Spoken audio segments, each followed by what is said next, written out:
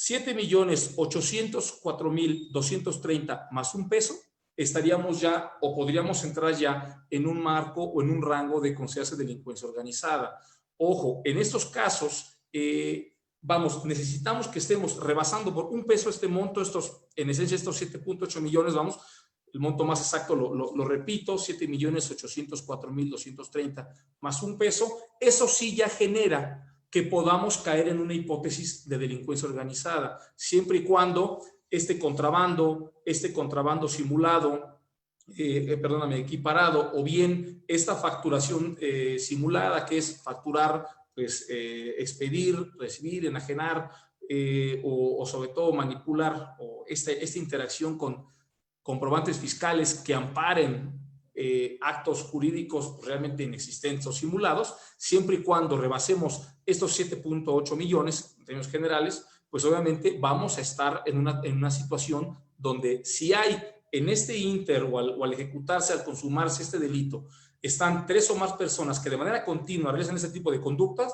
pues estamos hablando en un marco de delincuencia organizada, ¿no? Entonces, aquí la esencia que nos va a marcar para que sea delincuencia organizada es, independientemente de 3 o más personas, pues que estemos rebasando este propio monto que, insisto, comprende de la reforma del Código Fiscal de la Federación. En primer lugar, esa es la esencia de la reforma a la Ley Federal contra la Delincuencia Organizada. Otro punto que llama la atención es la reforma que se hace a la Ley de Seguridad Nacional, particularmente al artículo, en este caso es el artículo 5º, donde hace ciertas, quiero yo creer, a modo de complementar quizá en otras áreas, se considera también un acto que atenta contra la seguridad nacional, el que se cometa un acto que afecte al fisco, en este caso, o la hacienda pública. Cualquier ilícito que se cometa, así lo establece en términos generales este artículo 5 de la Ley de Seguridad Nacional, se va a considerar una cuestión o que atenta contra la seguridad nacional, lo cual, insisto, esto ya tiene un impacto para otro tipo de circunstancias que también a su vez van a impactar en un tema de investigación de los delitos. Parte, digamos, de ese engranaje o movimiento legislativo que se hace es esta reforma al Código Fiscal de la Federación. Aquí es donde importa mucho, esa es la esencia digamos, también de esta reforma, porque lo que crea es el artículo 113 bis del Código Fiscal de la Federación para manejar y regular todo lo inherente a la facturación simulada. A grosso modo, esta facturación simulada nos contempla lo siguiente, ¿no? Es expedir, enajenar, comprar o, en este caso, incluso adquirir. O sea, cualquier persona que tenga una actividad con facturación simulada que ampare actos inexistentes, actos falsos o simulaciones de actos y contratos jurídicos con la finalidad de amparar, que es aquí donde vamos a mi criterio. La intención es pegarle a estas famosas factureras, se crea este tipo penal, o más bien crearse se especifica, porque, insisto, este estaba creado en el artículo 113 en la fracción tercera. Esta reforma lo que genera es que se derogue esta fracción tercera y crea este artículo 113 bis que de manera específica ya establece de una manera, digamos, más amplia legislativamente hablando, lo que se va a considerar como, en términos generales, una facturación simulada. A su vez, también parte de esta reforma viene a impactar al artículo 11 del Código Penal Federal, que nos regula, o que sería, digamos, el código sustantivo aplicable para los delitos previstos y perseguibles del Código Fiscal de la Federación, lo que nos habla de las consecuencias o en aquellos casos o tipos penales donde las personas jurídicas serán susceptibles de consecuencia. Y de manera particular, con esta reforma, lo que viene a hacer es, pues precisamente, a incluir, en este caso, estos tres, ese delito de facturación, en este caso simulada, lo que es el 113 bis. Aquí lo interesante y donde yo siento, y por eso me atrevo a sostener que hablamos de un tema de terrorismo fiscal, es cuando se reforma el Código Nacional de Procedimientos Penales. Este lado adjetivo, este lado procesal, este lado donde vamos a aplicar todas estas disposiciones de carácter sustantivo y donde realmente el Estado, pues a través de ese ius puniendi, de esa pretensión punitiva estatal, va a tener diversas facultades donde incluso vamos a ver que existen modificaciones para que en este tipo de delitos, lo que es el delito de contrabando, el delito, bueno, de defraudación fiscal, el delito de contrabando, su equiparado, y la facturación simulada, viene una situación interesante, sea susceptible de prisión preventiva oficiosa. Esto es, de manera taxativa, se reforma el artículo 167 del Código Nacional de Procedimientos Penales y viene a marcarnos, pues, aquellos casos donde procede la prisión preventiva de manera oficiosa. Esto es, no hay necesidad de justificar, pues, esta necesidad de cautela. A su vez, viene algo que ya es un poco más complicado, porque en lo que respecta a esta terminación anticipada del procedimiento, que sería un criterio de oportunidad, pues nos establece que no va a haber en términos generales posibilidad, salvo, vamos a decirlo de una manera discrecional por parte de la autoridad investigadora, siempre y cuando colabores en la investigación y prácticamente aportes información que pueda servir para imputar a otras personas relacionadas a los hechos. Fuera de esos casos, criterio de oportunidad como forma, en este caso, prácticamente, digamos, como una circunstancia del Ministerio Público para concluir o incluso abstenerse de investigar, no nos va a operar. En el caso de las salidas alternas, que son los acuerdos reparatorios y la suspensión condicional del proceso, tenemos la novedad de que tampoco nos van a poder aplicar estos acuerdos reparatorios en esta suspensión. Esto es, no podemos ya acceder a una salida alterna, lo cual llegamos a comentar, pues, qué tanta controversia existía con este acceso a la justicia y sobre todo este párrafo cuarto del artículo 17 que te señala, pues, incluso estas formas alternas de justicia o de modelos de justicia. Entonces, a grosso modo, todo este engranaje jurídico, como yo le llamo andamiaje legislativo o engranaje legislativo, pues se hace para ir cerrando, para ir engranando y cerrar las posibilidades de que las personas que estén en estos supuestos del Código Fiscal de la Federación, esto es, en una cuestión de defraudación fiscal, en una situación de contrabando y equiparado y facturación simulada, pues no puedan acceder a una forma, vamos a decirlo, alterna o, vamos a decir alterna, de terminar el procedimiento. Esto es, ¿qué genera? Que veas la manera de evitar un procedimiento penal o bien, pues te vas a aventar una situación de juicio, donde, vamos, son tipos formales que a fin y al cabo, al no tener este resultado material, pues obviamente son un poco más fácil de acreditar de la autoridad fiscal, ¿no? Entonces, toda esta situación lo que nos viene a cambiar, pues es a presionarnos y realmente afectar, en este caso.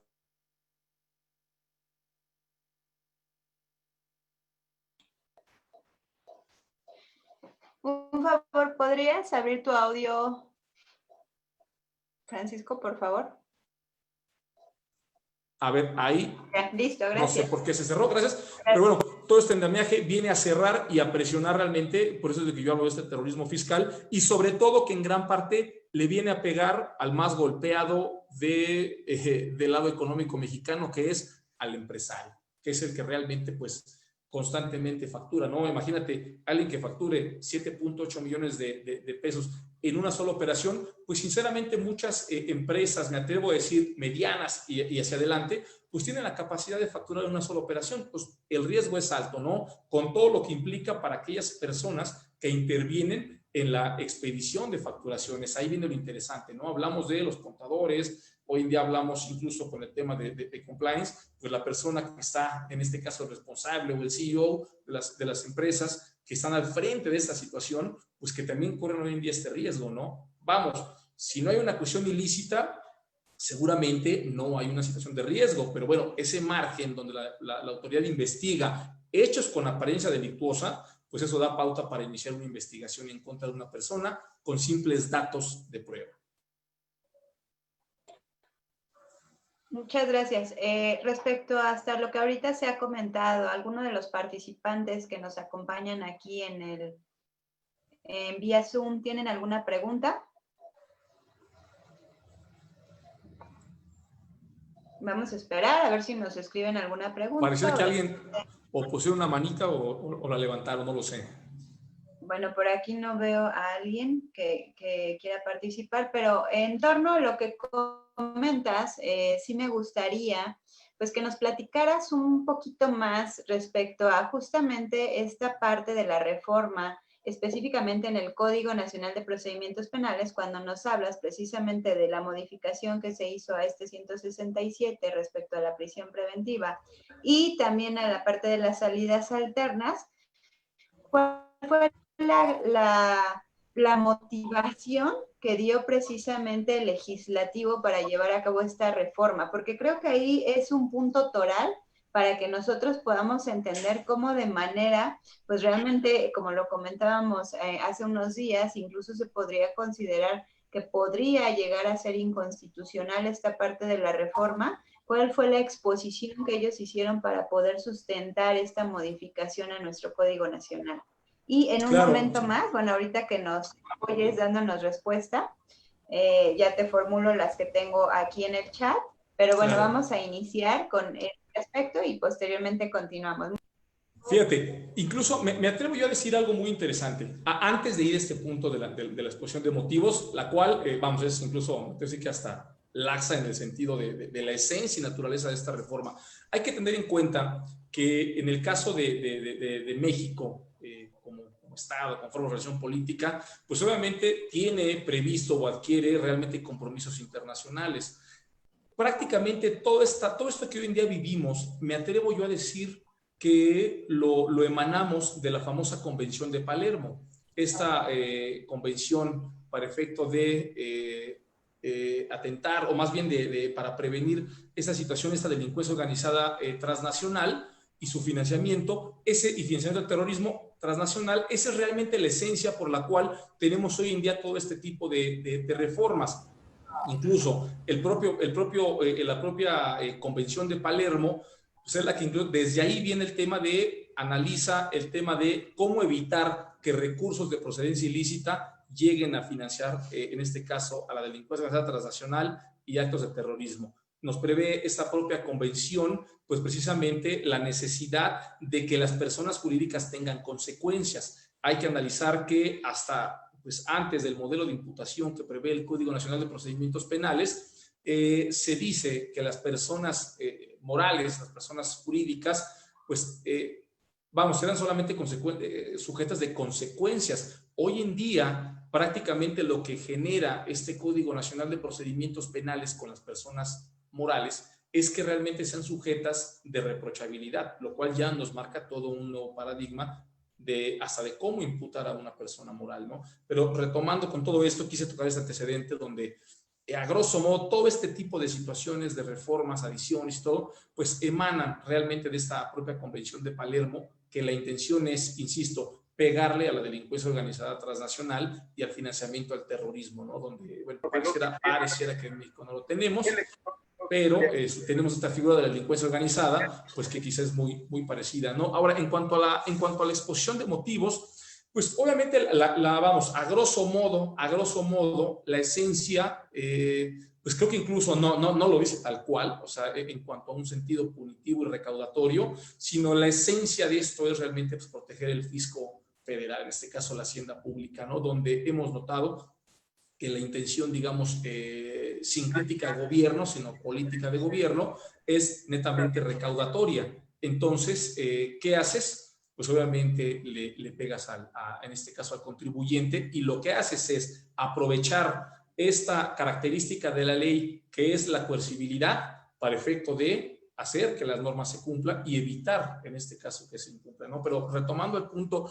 de la nueva exposición de motivos, donde, insisto, me atrevo a reducirla a la protección del fisco o de la hacienda pública, pues vamos, a eso se está limitando esta exposición de motivos, ¿no? A proteger, en este caso, pues lo que es la hacienda pública. Digo, realmente de esta, vamos a llamarlo, de esta justificación de proceso legislativo, pues realmente no hay más, así en esencia, más que pues, el proteger el fisco federal, ¿no? Vamos, se prevé pues conductas que han estado pasando y sobre todo actualmente la situación de que pues se tiene en este caso poca captación por la facturación simulada. Entonces, esa es en esencia lo que trata, digamos, esta nueva exposición de motivos, pero en esencia lo que quiere regular es la protección del fisco federal, lo cual, insisto, lo hace de una manera muy, muy limitada, ¿no?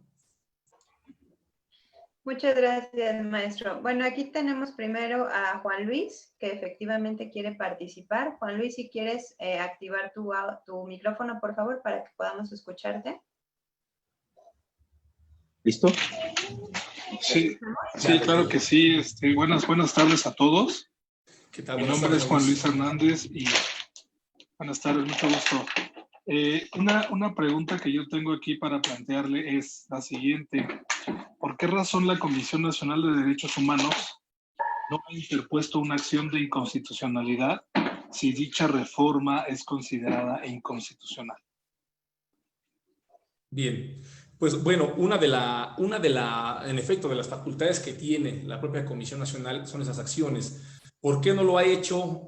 Yo me atrevo a decir, insisto y lo repito, no como crítica de gobierno, sino a modo de política de gobierno, pues obviamente que se ha sostenido la política recaudatoria de esta actual administración, Juan Luis, donde, vamos, en efecto, una acción como estas, siendo procedente, el impacto tan alto que tendría en las personas que podrían seguir evadiendo sus impuestos es muy alta, porque seamos realistas, un entorno que tenemos o una realidad que vivimos hoy en día es en efecto esta situación de que México tristemente sí puede ser considerado un tema de paraíso fiscal respecto a diversos estímulos, diversas lagunas que la propia ley tiene, y considero yo que por ende, por el propio riesgo que podría representar incluso para el propio fisco federal de ser procedente esta acción, considero que esa es una situación que detiene a la Comisión Nacional de Derechos Humanos ante una situación, ¿no? Porque coincido contigo, ese tipo de reforma, pues en efecto, que atenta contra garantías constitucionales, derechos humanos y derechos fundamentales. Muchas gracias. Aquí leo otras preguntas, las voy a hacer directamente. Claro. Nos dice Ernesto que si esto va más dirigido a quienes compran facturas y simulan hechos. Sí, gracias, Ernesto. Me atrevo a decir que un 70% de esta reforma sí va dirigida hacia esta actividad. Reitero, desde hace prácticamente quizá una década, realmente México como país y sobre todo legislativamente hablando, sí ha permitido que desafortunadamente se dé esta situación de la facturación simulada. Ahora, hay que tener algo muy en cuenta, ¿no? Algo que no sé si sea de otra pregunta, a lo mejor me estoy anticipando, espero que no, donde realmente la esencia de esta facturación simulada, ¿cuál es? Realmente el famoso lavado de dinero, donde aquí hay una situación que esta reforma al Código Fiscal de la Federación viene a generar un poco de falta de certeza jurídica, donde nos establece que estos delitos previstos en el artículo 113 bis del Código Fiscal de la Federación se pueden seguir simultáneamente con el 400 bis del Código Penal Federal. El 400 bis del Código Penal Federal no regula las operaciones con recursos de procedencia ilícita, el famoso lavado de dinero, donde ahí entra en juego, pues si la propia facturación es una conducta previa, es una conducta necesaria, podría formar parte, digamos, dentro de un todo para hablar de un concurso de delitos, o bien esta situación de que se siga simultáneamente, podríamos hablar de una reclasificación de una misma conducta, ¿no? Pero retomando la pregunta de Ernesto, la respuesta es sí, trata de golpear a las factureras. También Ernesto tiene otra pregunta. Bueno, es una duda, nos dice, si no tenemos dinero como empresa PYME para pagar abogados, ¿cómo le doy fuerza jurídica a mi control interno, lo que le llaman código compliance? Ya que hoy en día hay empresas fachada que hacen operaciones lícitas encubriendo operaciones ilícitas. Y si podrías ilustrarnos con algún ejemplo, por favor. Claro. Bueno, esta situación que nos comenta Ernesto es muy típica, ¿no? Donde yo digo que siempre el empresario mexicano pues es el que realmente más se lleva esa carga fuerte en contra del Estado, porque paga impuestos por todo. Por tener trabajado pagas, por no tener, por darlo de baja, por todo se paga impuestos y el empresario mexicano es muy amolado en ese sentido. Si no hay ese control interno, aquí hay una situación muy importante. Para efecto de determinar un tema de una responsabilidad, esto es, esta conducta, qué tan reprochable es, aparte de que, bueno, ahí va por un tema de montos, en la actualidad se está considerando mucho el que realmente hayas tenido esta capacidad de prever. Vamos a ser muy realistas. quizá no con un abogado, pero alguien que administre una empresa en términos generales, conoce aquellas circunstancias de un correcto y buen funcionamiento, porque incluso el tema del compliance, el compliance no nada más es legal o jurídico o criminal compliance, es realmente en general que la empresa cumpla en general con toda la normatividad de su operatividad. Pero vamos, ¿qué es lo que puedes hacer? Realmente prever en el mayor grado de lo posible que se pueda generar una conducta ilícita. Eso te va realmente pues a ayudar a estar lo más lejos posible de una situación ilícita. Esto es que de la mejor manera se tenga un control, ok, a lo mejor no tan riguroso como lo puede tener en este caso un oficial de cumplimiento, pero sí tú obviamente cumplir, vamos, a lo mejor no requiere ser un experto para saber que tienes que pagar X días de mes, tienes que hacer tus declaraciones, en este caso provisionales, ¿no? Que tienes declaraciones complementarias o declaraciones anuales, lo cual sabes que se tienen que realizar. Cualquier persona que inicia con una empresa sabe del pago de impuestos, lo cual es genérico. Por lo tanto, si tú te abocas a dar cumplimientos, pago de impuestos de una manera correcta, sin que tenga la intención realmente de engañar al fisco, yo pienso que es una situación preventiva muy buena. ¿Por qué comento eso de la intención? Porque estos delitos de defraudación fiscal, de contrabando de equiparado y particularmente de facturación simulada, realmente son tipos intencionales, son tipos que requieren ese elemento subjetivo, este dolor específico, porque nos habla de las sabiendas o con intención de, esto es, para efecto de que caigamos en estas hipótesis, son situaciones que netamente las cometemos porque queremos cometerlas. Incluso hago una aportación. Hace algunos días tuve la oportunidad de tomar clases con el doctor Ferré Olivé y hablaba de la famosa y denominada acción neutra. ¿Qué es esto? Esta acción neutra es aquella acción que puede llegar a caer en una hipótesis típica, pero al no ser intencional, no es jurídicamente reprochable. Esto es, yo no cometo, vamos a llamarlo así, este error de manera dolosa, no hay errores dolosos. Entonces, obviamente, si no hay una intención realmente de afectar, pues seguramente podrías caer en una situación nada más, digamos, de carácter, un ilícito, digamos, administrativo. Pero lo más que se puede hacer es prever en el mayor grado de lo posible y lo más interesante, no actuar con la intención de engañar al fisco, ¿no? O de querer realmente pagar menos contribuciones de lo que legalmente nos corresponde. Ese realmente sería el mejor consejo, ¿no? No ponernos en un panorama de ilicitud que, insisto, aún no siendo abogados o no siendo expertos en la materia, sabemos que si tengo que pagar 100 pesos y al fisco le digo que le voy a dar 50, pues en ese momento estamos conscientes que lo estamos engañando. Entonces no requerimos ser, digamos, expertos para saber que estamos engañando al fisco federal. Muchas gracias. Aquí vemos a otra persona, Le Casiatore, lo tenemos, no sé, levantó la mano, entonces por favor, si gusta activar su micrófono. ¿Listo?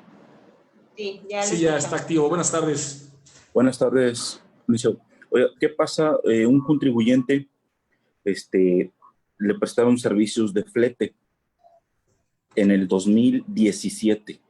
Entonces, la persona que le prestó el servicio también simulaba operaciones con otros contribuyentes. Entonces, el SAT le emitió una carta de invitación para que se autocorrigiera y desechara la actividad que había tenido con ese contribuyente, pero en realidad sí tuvo la actividad. Entonces yo fui a aclarar y me dijeron que no, que porque ese contribuyente, el que operaba, el que también emitía facturas con operaciones simuladas, lo tenían catalogado en el listado del SAT. Sí, claro. Entonces, como era una cantidad muy grande, le dije, oye, entonces tenemos que corregir la declaración anual y pagar recargos, actualizaciones. Dijeron, sí, lo tienen que hacer. Le dije, pero sí tuvo la operación, le demostramos con evidencias, con el SPEI, con la factura, con el servicio prestado, y de cualquier manera, dijo el SAT, dijo, mira, si no te autocorriges, nosotros te vamos a corregir y te lo vamos a determinar,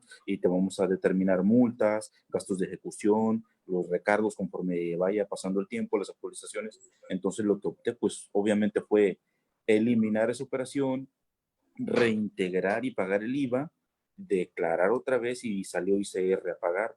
Pero yo no veo cuál era el fundamento. ¿Qué se puede hacer cuando pase eso? Porque hay contribuyentes que sí prestan el servicio o venden la materia o lo que hagan ser, pero en ocasiones también realizan operaciones simuladas y el SAT es donde los detecta.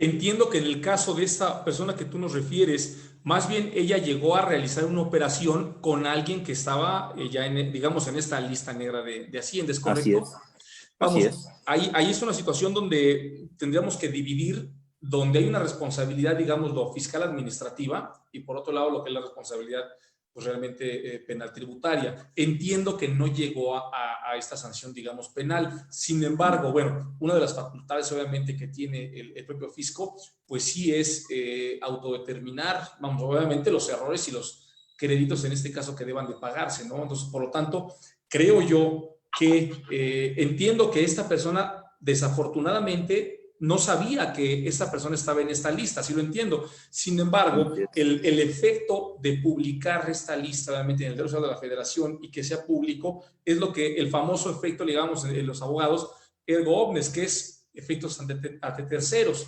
El darle publicidad quiere decir que obviamente debe ya de conocer o da por conocido. Esto es, la autoridad al publicar, en este caso, esta persona en esta lista negra, da por entendido y legalmente válido, si puedo sacarlo, que todos obviamente ya no deben de realizar alguna operación. Incluso en esas acciones de autocorrección nos da la pauta para que, pues, oye, yo realicé una actividad con alguien que estoy detectando que lo hizo, por lo tanto, te lo pongo en aviso Hacienda para que yo mismo me estoy corrigiendo la acción antes de que se genere una acción.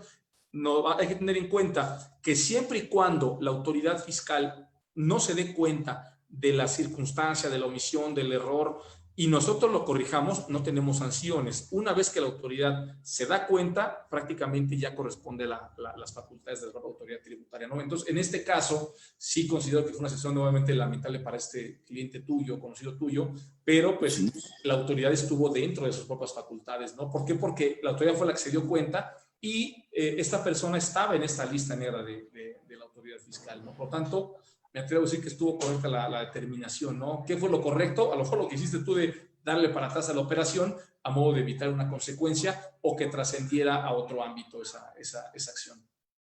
Pero el servicio nos lo prestó en 2017 y la autoridad nos pidió que nos autocorrigiéramos en el 2019 y nos regresáramos a ese ejercicio de 2017. Sí, bueno, esta situación de la facturación simulada, bueno, realmente ya tiene tiempo prevista. Lo que es relativamente reciente es que, vamos, esta facturación simulada como delito estaba prevista en la fracción tercera de este 113. Lo que genera el 113 bis es especificar de una manera más clara esta facturación simulada. Por lo tanto, pero ahora la operación recordemos que sí nos la prestó, pero el servicio sí nos lo finalmente prestó. aquí creo que es un poco complejo como tal, pues que evidentemente podamos atender pues a casos muy específicos, ¿no? Porque como tal, pues creo que todos los abogados, todos los que somos abogados, pues siempre sabemos que tenemos que revisar una serie de documentos, expedientes, etcétera, para dar ya en casos en concreto, pues respuestas que sirvan de utilidad para cada una de las personas, ¿no? Entonces claro, es un poco difícil. Digo, yo agradezco las intervenciones, sin embargo, sí es un poco complejo que en este conversatorio pues podamos abarcar totalmente este tipo de cuestiones. Para el compañero, si dejaremos ahí los datos para el compañero y con todo gusto podremos, vamos, ver o comentar una respuesta, digamos, más amplia con ese tema, pues también, como dices tú, para darle oportunidad a otros demás compañeros. Gracias. Si no hay inconveniente, claro, compañero, por favor. A alguien más que es Ulises Soto, que también está levantando la mano. Entonces, si gusta, por favor, activar su micrófono. Sí, buenas tardes, maestro. Buenas tardes, maestra. ¿Cómo está? Buenas tardes, muchas gracias, bienvenido. Sí me escucha, ¿verdad, maestra? Sí, sí te escuchamos, Ulises.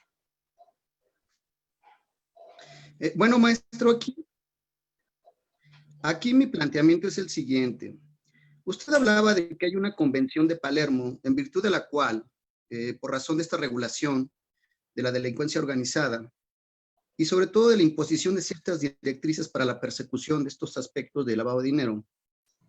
Mi pregunta es esta, y una vez que le formule la pregunta, le voy a hacer un breve análisis, porque comenta usted que a partir de esta Convención de Palermo es como se llevan a cabo estas reformas legislativas que impactan en el ámbito penal fiscal.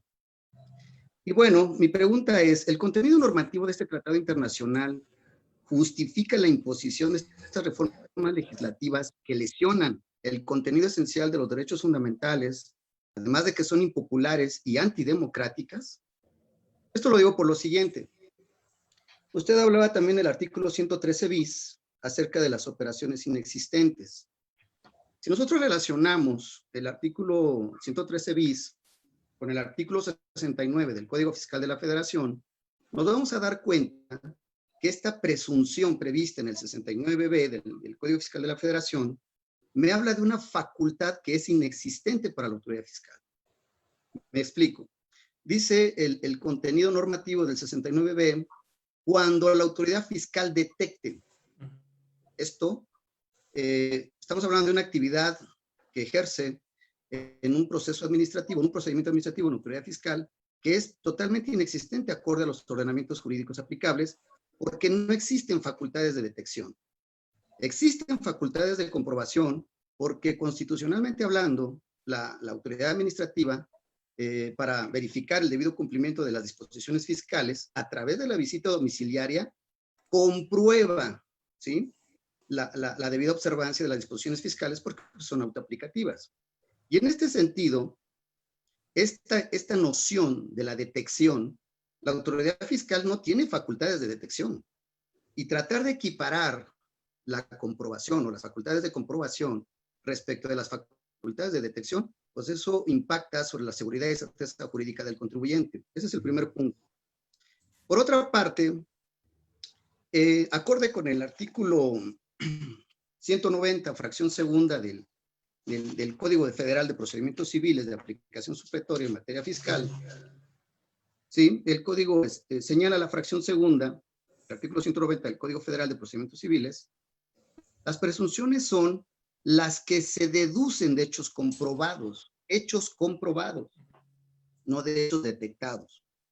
En este sentido, se tiene un hecho comprobado, se vincula a un proceso deductivo y se arriba a una conclusión que constituye la presunción, que en el caso del 69b es una presunción juris tantum, que además no existe ni siquiera en la resolución miscelánea un proceso de desvirtuación para efecto de que el contribuyente pueda desvirtuar cuando ha sido calificado en este sentido.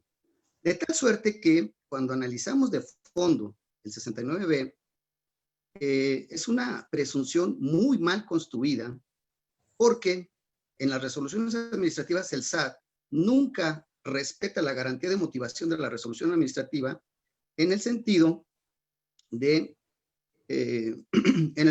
que precise cómo impacta la ausencia de los activos, la ausencia del personal, la ausencia de infraestructura, para declarar inexistente el contenido previsto en el documento de comprobación fiscal. Simplemente dice, detecté que no tienes activos, que además no señala cuáles son los activos, simplemente dice que lo detecta. Y luego dice, como detecté que no tienes activos, tus operaciones son inexistentes, presumo que son inexistentes, pero jamás hace una motivación exhaustiva, ¿sí?, respecto de por qué razón la ausencia o carencia de esos activos impacta en la inexistencia del comprobante fiscal. Lo que estamos advirtiendo entonces es que toda esta serie de construcciones legislativas previas están impactando en la violación de derechos fundamentales. Y que además, cuando se crea este 113 bis, observamos en la redacción y en la descripción típica que hace el legislador, dice que adquiera comprobantes fiscales que amparen operaciones inexistentes. Estamos en presencia o advertimos un elemento normativo del tipo penal que surge como consecuencia de una presunción arbitraria, en el sentido de que el contribuyente, si no logró desvirtuar, porque no hay un proceso de desvirtuación, y porque este proceso deductivo, este razonamiento deductivo, como señala la construcción de una presunción en el Código Federal de Procedimientos Civiles, pues no es llevado a cabo por parte de la autoridad. Entonces aquí nada más concluyo con esto. Justifica en realidad el contenido normativo de este tratado internacional que México lleva a cabo esta serie de reformas legislativas vulnerando estos derechos fundamentales. Ok, gracias. Bueno, obviamente voy a irlo muy concreto para efecto de que también otras personas tengan la oportunidad de intervenir. Primero, en el caso de todas estas situaciones de carácter penal tributario, bueno, no solamente es a raíz de esta convención, que aparte ya tiene sus décadas. El tema es que digamos, choque frontal contra esta facturación, yo me atrevo a la facturación simulada, sí me atrevo a decir que puede ir bajando desde esta propia convención. La intención, en esencia, es evitar que se lave dinero para financiar la delincuencia organizada transnacional o el terrorismo, a grosso modo, en términos generales. Por eso hablo y sostengo que gran parte de estas políticas como esta reforma, no que solamente los derechos fiscales, sino como esta reforma obedecen a esa propia convención de Palermo. Aterrizando lo del 113 bis, con el 69B, esta colisión que hay con derechos fundamentales y bueno, y particularmente las presunciones y las facultades de comprobación, lo resumo de la siguiente manera. Primero, que esta reforma sí tiene esa intención o todo ese andamiaje y afecta ese derecho fundamental de presunción de inocencia, sí, definitivamente sí, pese a que de manera, vamos a llamarlo, normativa, o a rango constitucional, fuimos teniendo esta presunción de inocencia, que la teníamos realmente ya desde hace décadas por la propia Convención Americana sobre Derechos Humanos, pero ¿sí hay afectación a derechos fundamentales de presunción de inocencia? Sí, sí la hay, definitivamente, aunque no debiera de haber, aunque el Estado, conforme al primero constitucional, tiene la obligación de prevenir este tipo de circunstancias, sí existen este tipo de violaciones, sin lugar a duda, ¿no? Esa violación, en efecto, como bien dices tú, cuando hay esa presunción juris tantum, pues evidentemente es una presunción de intencionalidad, la cual seguimos teniendo en el Código Fiscal de la Federación, en el Código Penal Federal y en diversos tipos penales sigue habiendo esta presunción de intencionalidad que sí se conflictúa y viola la propia presunción de inocencia, ¿no? Ese derecho fundamental, ahí no hay más. Que justifica, bueno, yo pienso que en general no hay nada que justifique que el Estado afecte un derecho fundamental, ¿no? Ese 69B, en efecto, cómo se conflictúa con la presunción de inocencia, donde me atrevo yo solamente a definirlo de dos maneras. Por un lado, tenemos este actuar coactivo del Estado en el ámbito, digamos, administrativo, fiscal, y obviamente, por otro, tenemos en el caso de ámbito penal. Y tengamos en cuenta que todo esto en gran parte, más que emanarnos de acciones de procedimientos realmente correctivos por parte del fisco, realmente estos son procedimientos que emanan de la propia unidad de inteligencia financiera. Ok, emanó de una situación administrativa fiscal, pero ya quien genera esas facultades de investigación, más que comprobación de investigación, pues es la famosa UIF, que es la que en dado caso ya pone en conocimiento de la autoridad investigadora, en este caso del Ministerio Público Federal. Y resumo, que es ese tipo de reformas violatorias a la presunción de inocencia, sí, sí lo son.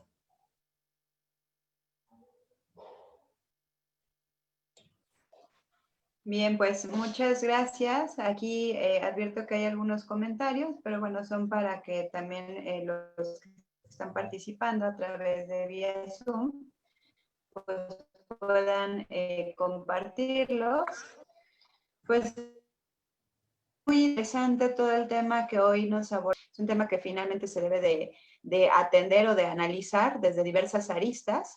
Y bueno, pues aquí veíamos, creo que nos acompañan algunos contadores, abogados, y evidentemente pues cada uno de ellos aquí en este sentido tiene alguna parte que finalmente va a tener relación intrínseca con lo que tú nos estás diciendo. Claro. Dice Juan Luis, hay invasión de competencia por parte de la UIF respecto de la Facultad de Investigación de Delitos exclusiva del Ministerio Público. Bueno, eso te lo formula como pregunta. Cerraríamos con esta pregunta. Ya prácticamente va a ser nuestra hora. Entonces, amigos, si quieres... Gracias. Sí, bueno, definitivamente, sí, gracias. Definitivamente considero que sí hay una circunstancia de invasión de competencias, ¿no? Tengamos en cuenta lo que nos dice de manera precisa el artículo 21 constitucional, ¿no? La investigación de los delitos comprende pues obviamente es el Ministerio Público, ¿no? Y si nos vamos a este 102 constitucional, que nos habla de las facultades del Ministerio Público, pues a grosso modo tenemos que el investigar un delito es facultad propia y exclusiva del Ministerio Público. En este caso, bueno, tratándose de temas federales, pues del Ministerio Público Federal. Obviamente, una cosa es que la autoridad fiscal investigue, o como bien dijo un compañero, analice si hay, en este caso, información que pudiera ser delictiva. Tendrá que poner en conocimiento de la autoridad que investiga delitos, porque prácticamente, pues, están siendo, digámoslo, en sede interna, están siendo juez y parte, ¿no? Yo, Hacienda, yo SAT, detecto que hay algo irregular, pues que lo investigue. ¿Quién lo va a investigar? Yo lo investigo, lo investiga la UIF. Entonces, pues, en efecto, si hay un tema donde habría una situación de invasión de facultades, que obviamente, pues, todo este tema famosa, la famosa ley antilavado, y de ahí ha habido ya su normatividad, su reglamento y todo, y esto da pauta o vida jurídica para que la UIF, pues, se encuentre operando dentro de una naturaleza jurídica. Sin embargo, sí existe este punto de controversia, porque claro que está investigando delitos una autoridad que no debería de hacerlo.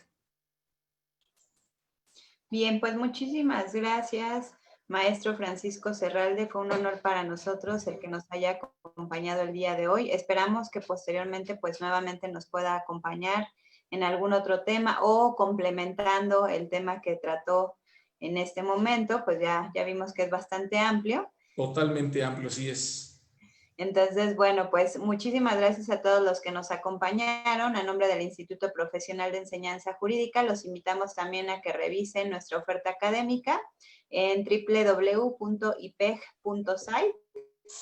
y también, pues, que nos sigan a través de Facebook. Muchas gracias a todos y pues seguimos a sus órdenes. Maestra, muchas gracias a ti, al instituto. Muchas gracias. Gracias, que estén muy bien. Hasta luego. Hasta luego.